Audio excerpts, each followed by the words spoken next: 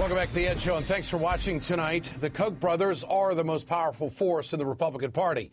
The Citizens United decision has opened the doors for the Kochs to call the shots for 2012 and beyond. Today, the Capital Times of Madison reported that Charles and David Koch have quietly opened a lobbying office in downtown Madison. The story went on to say lobbyists for Koch companies' public sector registered with the state on January 5th, 2 days after Walker's inauguration.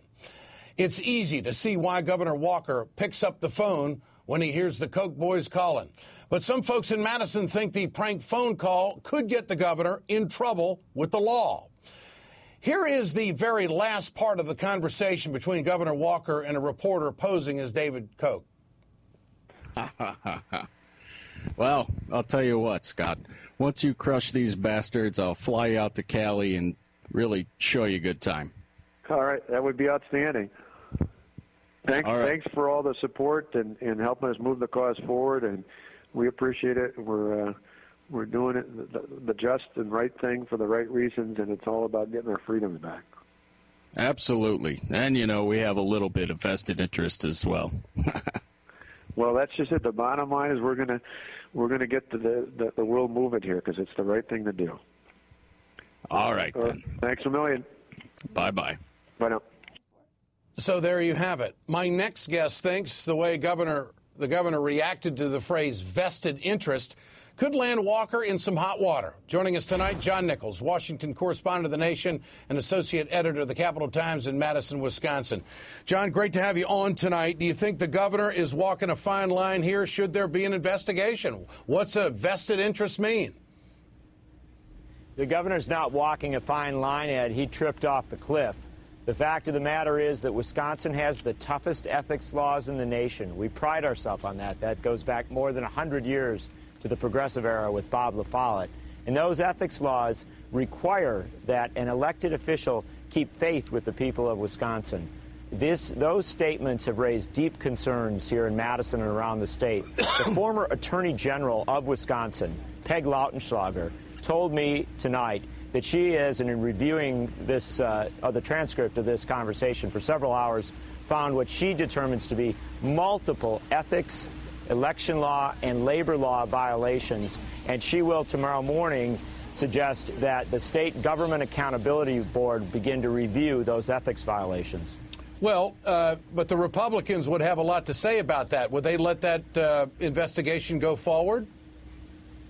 The Government Accountability Board is an independent, nonpartisan board staffed by former judges who are elected in a nonpartisan manner without any Republican or Democratic control. And what's the bar for them engaging in an investigation? If an ethics complaint is filed, they must begin that investigation. And you're saying, telling us, serious business. It is serious, and you're telling us tonight that tomorrow is going to bring a whole new chapter because of this prank interview that was done with the governor, and he didn't know it was prank, obviously. You think that your source is telling you there's plenty of information there to do something about it? There's simply no question, Ed. Where it goes is another question. But I think we have to understand that this operates on two levels. First, the governor has said things that clearly cross ethical, election law, and labor law lines and must be investigated.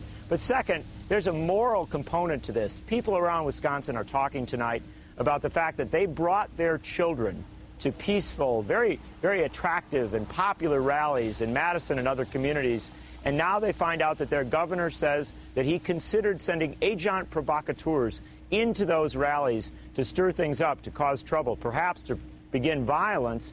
And he only decided not to do it, not because he was worried for the people of his state, but because he was worried that it might not play well politically. That's a very troubling thing to have a governor of an American state talking about. No question about it. And today in his press conference, he claimed that he didn't say anything on that phone conversation that he hasn't said in public. Your response to that?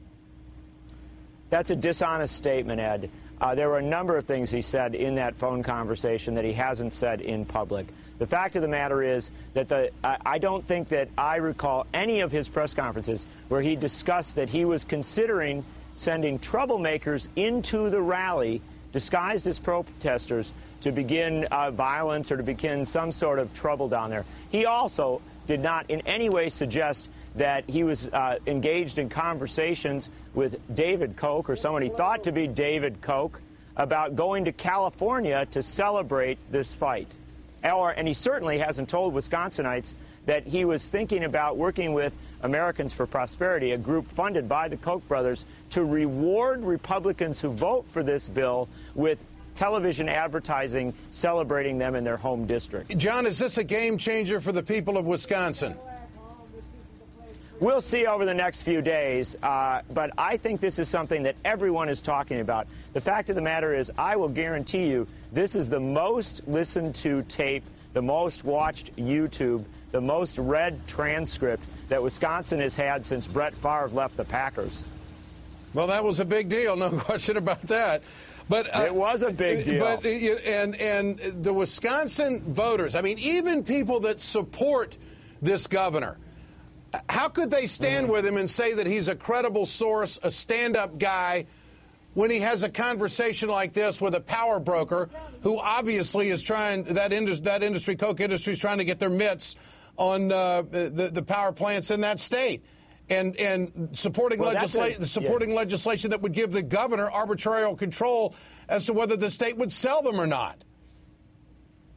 This is a very serious matter, Ed, and, you know, each day brings out more revelations about this bill. The fact is that the movements that have filled the streets of Madison and Platteville and Racine and Wausau and communities across this state with people protesting the bill began with people who were worried about defending collective bargaining rights in a state where AFSCME, the Public Employee Union, was founded. But they have now expanded to deep concerns about cuts in Medicare and Medicaid funding for our low-income folks and seniors, and now to this question of whether this bill is really a payoff for political campaign contributors. All right. In Wisconsin, a state that takes ethics seriously, that's a big deal. John Nichols of The Nation, you just gave us tomorrow's story, the follow-up on all of that. Great to have you with us tonight on The Ed Show.